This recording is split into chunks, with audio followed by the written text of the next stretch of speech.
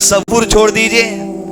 Iso भाऊ की जिम्मेदारी है मेरे अम्मी अब्बा की खिदमत करने की, तुम्हारा दीनी शऊर सही नहीं है। फिर कोई खूनी रिश्ता नहीं है बहू का सास और ससुर से खिदमत करने, ये तो इंसानी तकादा है जो उन्हें कर ले रही है अजर सवाब के लिए। लेकिन याद रखो, कोई अगर अपने माँ बाप की जिम्मेदारी लाइसो बहू पे थोप रहा, ये इस्लामी नजरिया सही नहीं होता। तेरी जिम्मेदारी है तेरी माँ की खिदमत तू कर, तेरी जिम्मेदारी है तेरे वालिद की खिदमत तू कर। दूसरे की बेटी को लाके नौकर समझ के तुम नहीं बिठा सकते।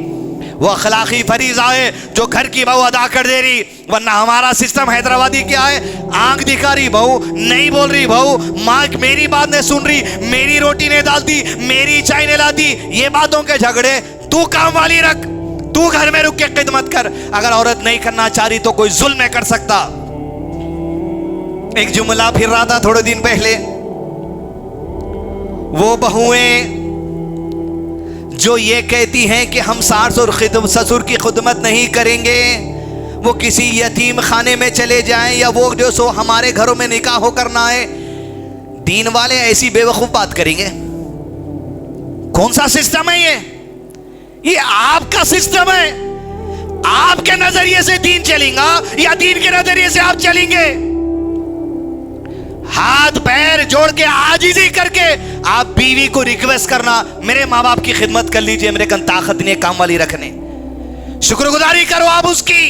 अगर उन्हें आपके माँ बाप की खिदमत कर ले रही, उनका जो सो हमाम बेखना आपको पेशाब धुला दे रही, उनका पैम्पर बदल दे रही, डायपर बदल दे रही, खाना खिला दे रही, चाय दिला दे रही, शुक्रगुजारी के मुस्तहिक आप उसके।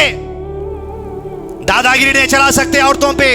ये इस्लाम है, ये अल्लाह का दीन है, और अल्लाह के नबी सल्लल्लाहु अलैहि वसल्लम की शरीयत में जो है वो तुम्हारे कल्चर से नहीं तोला जाएगा। तुम्हारे कल्चर को नबी सल्लल्लाहु अलैहि वसल्लम की शरीयत से तोला जाएगा।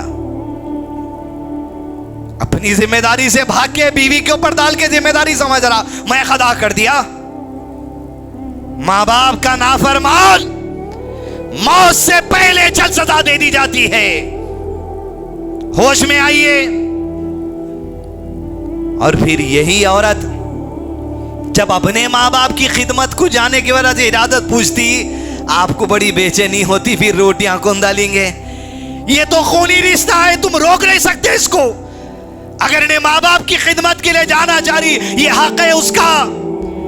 और औरतें निकाह के बाद भी माँ बाप का हक तुम पर ऐसे ही रहता जैसे शादी से पहले तुम्हारा हक था। यह खत्म नहीं होता।